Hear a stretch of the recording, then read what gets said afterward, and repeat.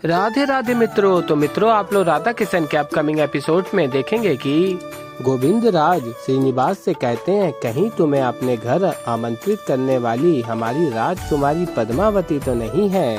और फिर श्रीनिवास कहते हैं, नहीं है, वो हमें आमंत्रित ना करे, यही हमारे लिए शुभ होगा। और फिर तभी राजकुमारी पद्मावती श्रीनिवास के समक्ष आती हैं और कहती हैं, मुझे तुमसे कुछ महत्वपूर्ण बात करनी है। और कहती हैं, यहाँ नहीं, एकांत में। और फिर श्रीनिवास स्मरण करते हैं, दोपहर होने को है, एक तो मुझे देर हो रही है और ये राजकुमारी है कि मुझे बोल ही नहीं रही कुछ। और तभी राजकुमारी पद्मावती कहती हैं, कुछ कहा तुमने? और श्रीनिवास कहते हैं, फिर नहीं, मैंने तो कुछ नहीं कहा। और कहते हैं, आपको कुछ कहना था ना, इसीलिए तो आप मुझे यहाँ पर लाई थी, कहिए ना आपको क्या कहना है। और फिर राजकुमारी पद्मावती कहती हैं, मैं यह बताना चाहती हूँ कि मेरा विवाह निश्चित होने जा रहा है। महर्षि भृगु ने मुहूर्त भी निकाल दिया है। और तभी श्रीनिवास स्मरण करते हैं, ये तो बहुत ही अच्छा हुआ, ऋषि भृगु ने अनजाने में मेरा बहुत बड़ा कार्य कर दिया है, इनका विवाह हो गया तो मेरी चिंता दूर हो जाएगी। और तभी श्रीनिवास गेंदे का पुष्प तोड़ के राजकुमारी पद्मावती को देते हैं और कहते हैं, ये लीजिए, आपको बहुत बहुत शुभकामनाएं। और कहते हैं, ये बहुत शुभ समाचार है कि आपका विवाह होने जा रहा है। और आगे कहते हैं, मुझे आज्ञा दीजिए, मैं चलता हूँ। और तभी राजकुमारी पद्मावती कहती हैं, रुको, मेरी बात अभी पूरी नहीं हुई है श्रीनिवास। और फिर श्रीनिवास कहते हैं, बात पूरी कीजिए। और फिर राजकुमारी पद्मावती कहती हैं, मैं ये विवाह नहीं करना चाहती। और फिर श्रीनिवास कहते हैं, पर क्यों? और कहते हैं, विवाह कर लीजिए ना, देखिए आपके लिए अत्यंत ही श्रेष्ठ वर का चयन होगा, आप उसकी चिंता मत कीजिए। और फिर राजकुमारी पद्मावती कहती हैं, तुम्हें सत्य में लगता है कि मुझे विवाह कर लेना चाहिए? और फिर श्रीनिवास कहते हैं, हाँ, मुझे तो लगता है आपको विवाह करना चाहिए। और कहते हैं, देखिए, इससे उचित आयु विवाह के लिए और हो ही नहीं सकती। सत्य कहता हूँ, किसी भी कन्या के लिए दाम्पत्य जीवन में प्रवेश करने के लिए यही सर्वोच्च आयु है। मैं तो कहता हूँ कि आप अभी जाइए अपने पिताश्री के पास और उनसे कह दीजिए आप इसी क्षण विवाह करने के लिए सज्ज हैं। और फिर राजकुमारी पद्मावती कहती है, ठीक है, मैं विवाह के लिए हाँ कर दूंगी, परंतु मेरी एक शर्त है। और फिर श्रीनिवास कहते हैं, आपकी एक शर्त है? क्या शर्त है? और फिर राजकुमारी पद्मावती कहती हैं, यदि तुम मुझे नृत्य करना सिखाओगे तो ही मैं विवाह के लिए हाँ कहूँगी। और फिर श्रीनिवास कहते हैं, मैं क्यों? और फिर राजकुमारी कहती हैं, प्रश्न मत करो, यदि तुम मुझे नृत्य करना नहीं सिखाओगे तो मैं विवाह अस्वीकार कर दूंगी। और फिर श्रीनिवास स्मरण करते हैं, अब ये कैसा नया संकट है। और फिर आगे आप लोग देखेंगे, श्रीनिवास कहते हैं, ठीक है, मैं आपको नृत्य सिखा दूंगा, किंतु मेरी भी एक शर्त है, नृत्य सिखाने का समय मैं निश्चित करूंगा। और फिर मित्रों, आप लोग आगे देखेंगे कि श्रीनिवास महर्षि भृगु के घर जाते हैं। और फिर भार्गवी द्वार खोलती हैं और देखती हैं, ये तो वही युवक है जिसके कारण मुझे घर आने में देर हुई थी और जिसके कारण बाबा मुझ पर क्रोधित हुए थे। और तभी द्वार बंद कर देती हैं। और फिर भार्गवी की माँ द्वार खोलती हैं और तभी श्रीनिवास कहते हैं, देखिए, मैं अतिथि हूँ, मैं ऐसे ही यहाँ नहीं आया हूँ, मुझे आमंत्रित किया गया है, स्वयं ऋषि भृगु ने मुझे आमंत्रित किया है। और कहते हैं, यदि आप चाहती हैं कि घर आए अतिथि को ऐसे ही भेजना चाहिए और वो भी आमंत्रित अतिथि को, तो ठीक है, अनुचित है, किंतु आपको लगता है तो मैं चला जाता हूँ घर। और तभी भार्गवी की माँ कहती है, नहीं नहीं, ऐसे नहीं जा सकते तुम घर। और कहती है, भीतर आ जाओ। और फिर श्रीनिवास अंदर आ जाते हैं और तभी सारी स्मृतियाँ स्मरण आने लगती हैं श्रीनिवास को। और कहते हैं, सब कुछ वही है और मुझे स्मरण है और तुम्हें नहीं, पर ये सारी स्मृतियाँ मैं तुम्हें स्मरण करा के रहूंगा भार्गवी। अब यहाँ आया हूँ तो तुम्हें अपने साथ लेकर ही जाऊंगा। और तभी भार्गवी की माँ कहती है, क्या बात है, तुम मुस्कुरा क्यों रहे हो? और फिर श्रीनिवास कहते हैं, कुछ नहीं, आपका ये निवास स्थान अत्यंत सुंदर है, ऐसा लगा कि मानो साक्षात मैं बैकुंठ में आ गया हूँ। और भार्गवी को देख के कहते हैं, मानो साक्षात यहाँ लक्ष्मी का वास है। और फिर मित्रों, आप लोग आगे देखेंगे कि भार्गवी जल लेकर आती है, श्रीनिवास ग्रहण कर लेते हैं। और फिर आगे श्रीनिवास कहते हैं, वैसे मैं बहुत दूर से आया हूँ, थक गया हूँ यात्रा करके, अब ना मुझे भूख लगी है, कुछ मीठा है खाने में। और तभी भार्गवी कहती है, बड़े निर्लज्ज हो तुम, आते ही मिष्ठान मांग रहे हो जैसे। इस घर के एक सदस्य हो।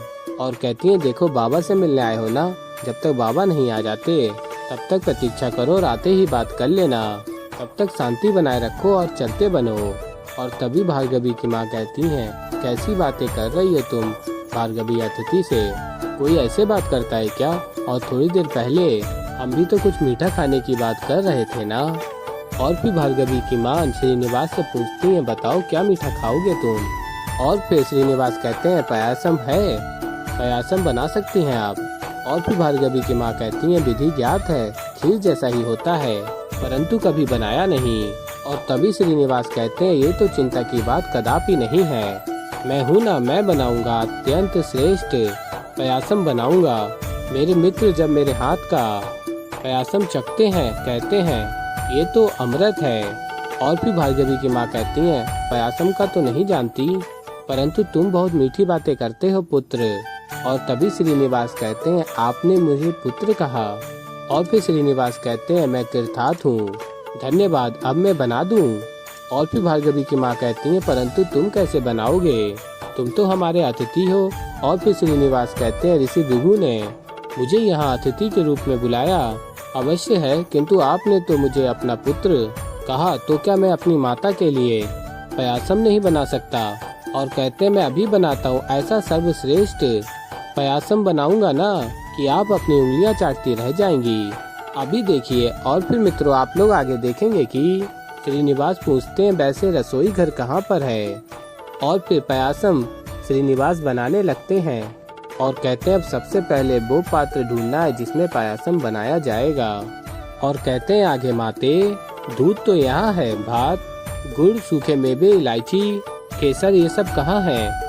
और फिर भार्गवी की माँ कहती है ये रहा भात, वो गुड़, ये मेवे और वो इलायची। और फिर तभी भार्गवी कहती है माँ मान जाओ, देखो इसके लक्षण सही नहीं हैं। पहले हमारे घर में घुसा और अब आपको माता बोल रहा है। और कहती है हमारे घर में घुस के रसोई घर में पकान बना रहा है, ये क्या हो रहा है?